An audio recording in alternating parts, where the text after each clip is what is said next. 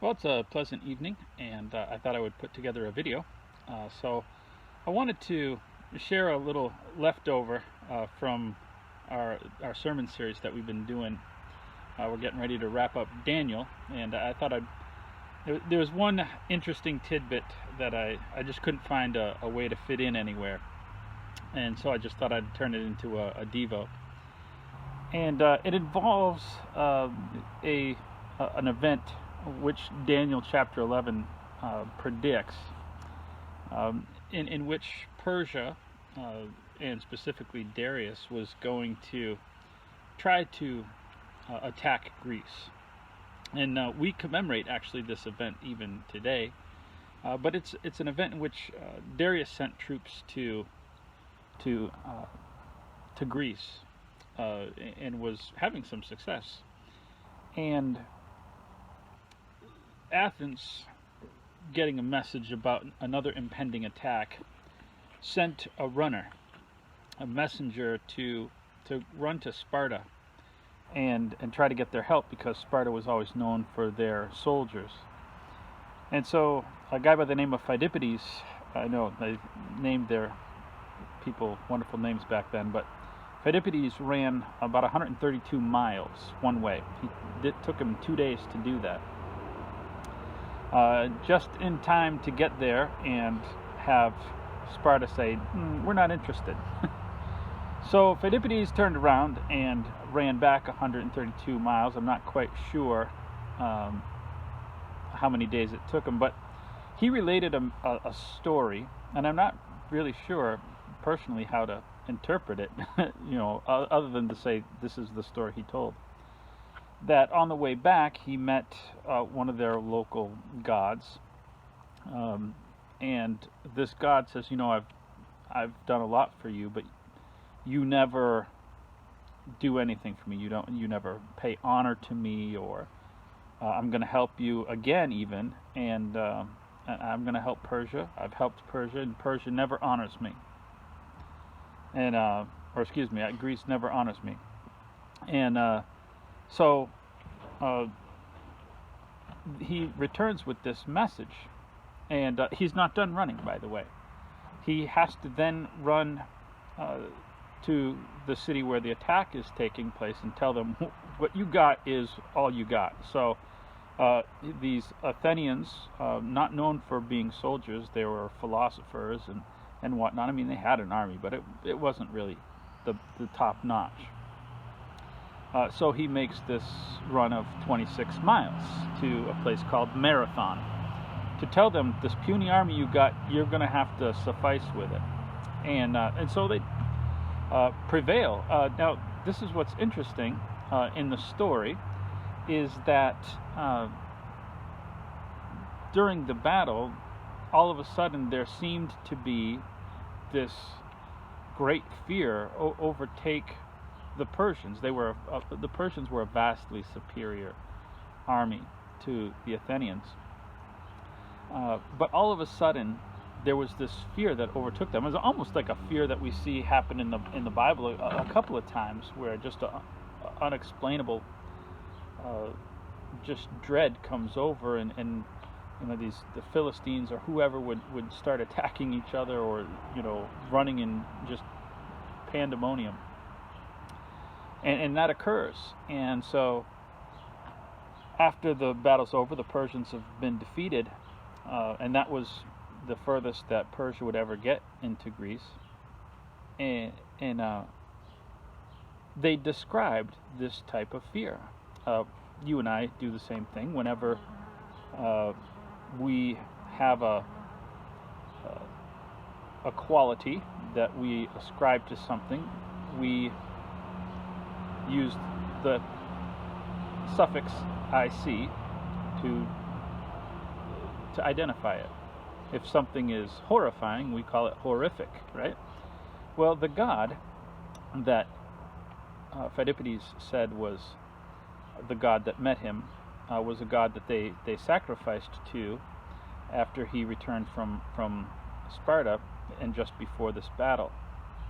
The god's name was Pan, and I've always wondered if that was was this a guy who had literally seen God, and this is how he qualified him. This is how he named him.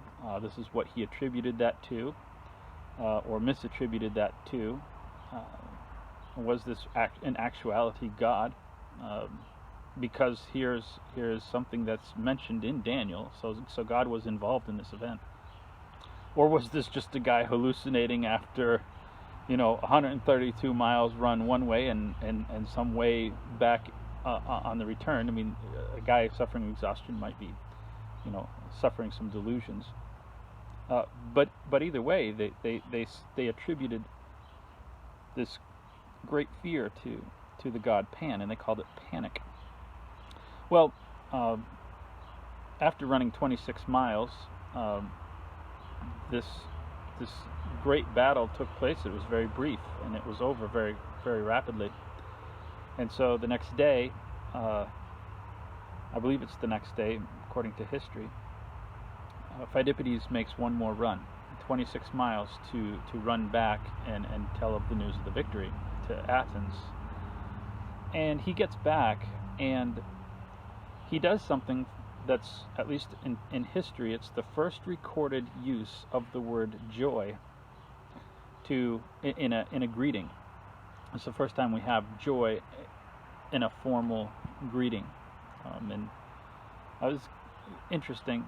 The Bible uses it several times, someone joy to you or whatever. But it was this great victory.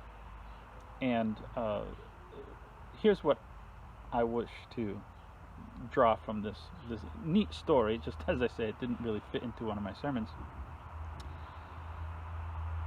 The god Pan aside, we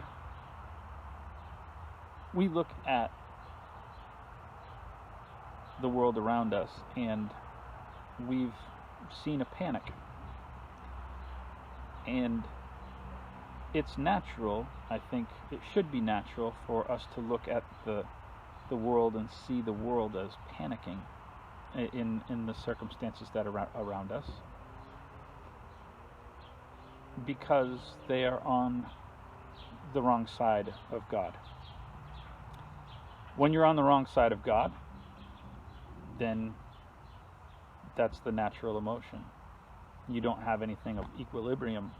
There's no substance, there's no steadying force. But the same events, much like we see, the same events can be joyous. Obviously, it depends on which side you are on. But there's a little bit more to the story. Here, Pheidippides returns with a message of joy, even as he collapses and dies from exhaustion. In a short period of time, he had made 2 132-mile trips and then 2 26-mile trips, and dies of exhaustion. I mean, he's a great athlete, but it takes its toll on you. And the same is true. We don't know what's going to happen in our world, but we know that God's going to win. And even if I personally suffer, there can still be a message of joy. I don't know what's going to happen. I wish I knew what's going to happen. But I do know that a challenge for each of us is to remember that our emotional reaction is based on what side we're on. And if you are feeling panic, then you might need to reevaluate where your trust is and what side of God are you on in all of this. If you're feeling panic, then God is not having the right effect on you that you need to have. So it's not to make you doubt who you are, but to make you reevaluate and check those things, and check the sources that you're trusting, what influences in your life. If you're heavily involved in the news, you're probably going to be in a panic. If you are heavily invested in figuratively or literally, in the economic situation, if that's where your hope is, your trust is, you might be in a little bit of a panic. But regardless of the way that these things turn out, if you are on God's side, then you have a stabilizing force. So that's just the thought for today.